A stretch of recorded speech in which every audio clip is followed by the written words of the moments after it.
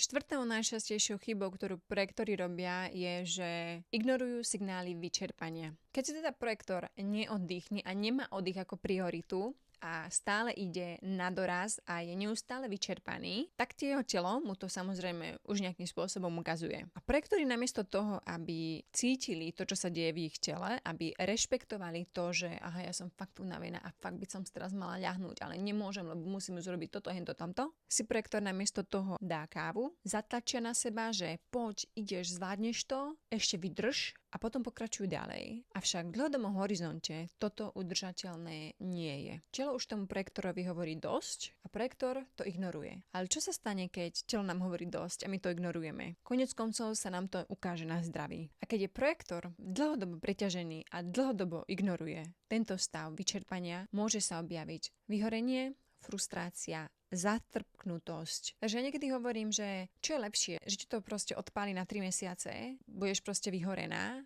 alebo naozaj sa starať o seba a naozaj si dopriať pravidelne ten oddych a nie ísť až do toho limitu, kedy ťa to vyčerpáva, kedy proste už viac nevládzeš a meleš z posledného. Ale kontinuálne počas dňa sa teda starať o seba, každý jeden deň dopriať si ten oddych. A preto je veľmi dôležité vnímať signály toho tvojho tela.